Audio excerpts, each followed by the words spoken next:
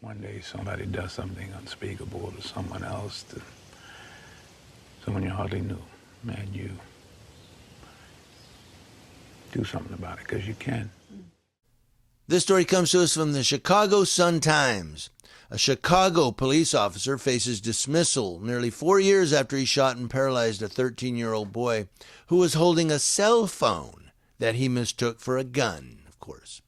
It's the second time the Civilian Office of Police Accountability, or COPA, has pushed to fire Officer Noah Ball over an on-duty shooting.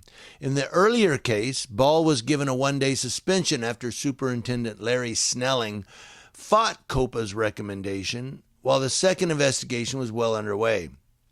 Ball encountered the teenager late May 18th of 2022 when the boy hopped out of a car wanted in a carjacking and kidnapping and ran from pursuing officers, said COPA in a report that was released last week. When the boy reached a gas station in the 800 block of North Cicero Avenue, he turned and appeared to raise both hands, said COPA. Another officer pointed a gun at the boy but didn't fire because he didn't have a clear visual of his hands. You hear that? Noah Ball shot 3 times, said COPA. As officers picked the boy off the ground, a phone in a black case appeared on the ground next to a small pool of blood. Noah Ball said, "It's a cell phone. It's a bleeping cell phone." The boy was paralyzed from the waist down, according to his family's attorney. The family filed a federal lawsuit against the city and the Chicago Police Department in October of 2022. Attorneys for Ball and the boy's family didn't immediately respond to requests for comment. The Cook County State's Attorney's Office determined there was insufficient evidence to support criminal charges. Of course they did. A spokesperson said, COPA found Ball violated department orders by shooting at the boy and failing to turn on his body-worn camera. Of course. In a letter to COPA, Chief Administrator LaKenya White, Snelling agreed with the agency's findings and the recommendation to fire Noah Ball. He also said the police department would request that Ball be placed on the city's do not hire list. Snelling previously went to bat for Ball when COPA sought to have him fired for another shooting in West Garfield Park in June of 2021. No one was injured during the armed encounter, but COPA investigators found Ball hadn't faced an imminent threat and questioned whether he was fired upon. They said this misconduct was of the most egregious nature, that which jeopardized the safety of an individual and may have resulted in physical injury or the loss of life. That's according to COPA. Snelling disagreed, though. He said Ball's force was objectively reasonable, necessary, and proportional in order to protect Officer Ball and other officers on the scene that day. The disciplinary dispute was later settled by a single member of the Chicago Police Board, which adopted Snelling's recommendation for a one-day suspension. One day. COPA's attempts to interview Ball about the newer allegations, the 13-year-old boy, were unsuccessful. He has been stripped of his police powers pending the resolution of his case. So he can no longer be a cop, and then he gets to go and do some other job, probably be a cop in New York or somewhere. Maybe go join the NYPD. He'd be good there.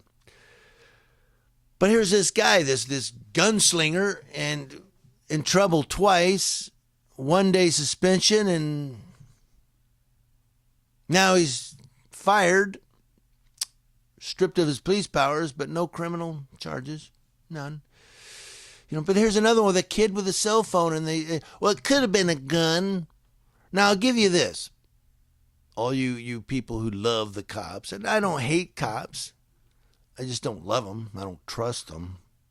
I don't trust the cop any more than I could throw a 300-pound cop any farther. Whatever, I digress. What I'm saying is, but I'll give you this. It's too early. I'll give you this. He shouldn't have jumped out of the car and ran. He should have just got out of the car and said, "You got me," and laid down or knelt down behind, with his back turned. He should have did all that. I'll give you that. running from the cops was probably the worst decision this kid ever made.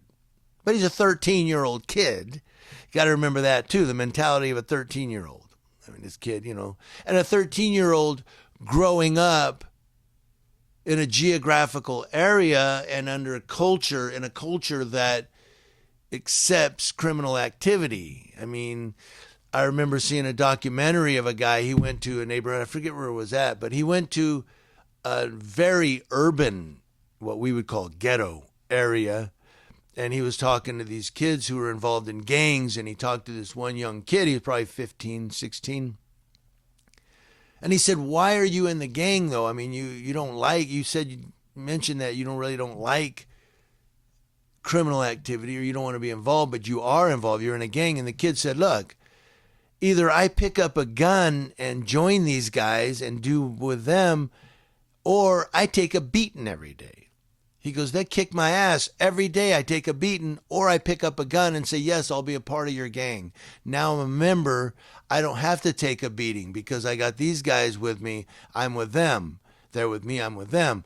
And I guess what I'm saying is, so these kids are saying that where they grew up, these gang leaders were saying, you join us or you're not with us. If you're not with us, we're going to beat your ass. You're in our territory. And you take a beating every day. So you pick up a gun and you go, okay, I'm with you. All right, cool. You do what they do. And that's the culture that is in these urban areas. Now you have this 13-year-old kid, caught up in this, jumps out of a car and runs. It's probably not the best idea. But again, it's a 13-year-old kid.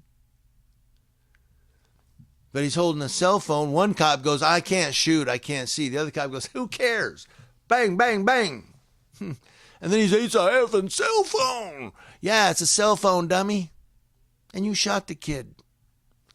I want to know what you all think about all I've said here.